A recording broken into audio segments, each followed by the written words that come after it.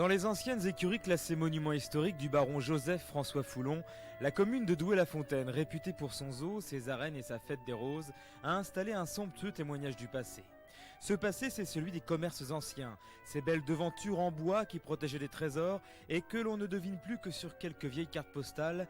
Un passionné a décidé de les sauver de l'oubli. Pendant une bonne vingtaine d'années, un homme a parcouru la campagne angevine pour récupérer les témoignages d'une époque révolue. La quête a été longue, mais elle en valait la peine. Au rez-de-chaussée, dans cette belle rue pavée, ce sont des années de commerce de détail qui ont été reproduites à l'identique. Dans la droguerie, la plus belle pièce du musée, rien ne manque. Toutes les boîtes ont été scrupuleusement placées à l'endroit même où le dernier propriétaire du magasin les y avait laissées. Des boîtes qui parlent avec des noms surprenants et des slogans faciles qui ont fait chanter toute une génération de consommateurs. Le brouillard qui extermine, puces, punaises, moustiques, mites et cafards. En vente ici, messieurs, dames. Dans cette rue des années 20, tout rappelle l'ambiance d'autrefois. L'entrée dans la crèmerie est saluée par le bruit de la petite sonnette mécanique qui alertait le commerçant de la présence du client. Un client qui pouvait acheter un pain de sucre, du bon chocolat meunier ou le fameux bouillon cube. Franchir la porte de ces commerces, c'est un peu grimper dans la machine à remonter le temps. Certains retournent même en enfance lorsqu'ils arrêtent leur pas devant le merveilleux magasin de jouets où le cueilleur de pommes, récompensé au concours Lépine, n'a rien perdu de son adresse.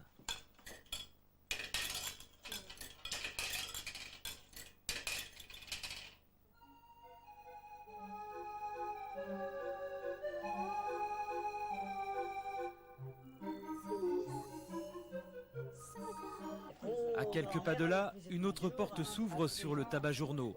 On y trouvait les premiers magazines de mode pour ces dames. Ces messieurs pouvaient quant à eux s'acheter du tabac à chiquer ou bien les toutes premières cigarettes P4. Au premier étage du musée, le commerce de l'apothicaire regroupe lui aussi une impressionnante collection de boîtes et de tubes qui n'ont jamais été vendus, ni même ouverts. Il y a là la fameuse bole d'eau Florine qui côtoie quelques remèdes miracles et les tout premiers biberons en verre. Il n'y a plus de vendeurs dans les commerces du musée de Douai-la-Fontaine, mais il y règne l'ambiance d'une époque où les gens savaient prendre le temps de vivre.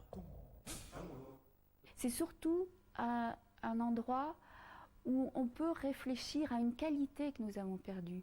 Du temps où la boutique était un endroit convivial, comme le sont maintenant les marchés, à cette période, le service était vraiment personnalisé. Par exemple, le droguiste préparait le mélange que souhaitait le commerçant, la mercière préparait le maître de galon qui était tant désiré. C'est ça qu'on veut offrir.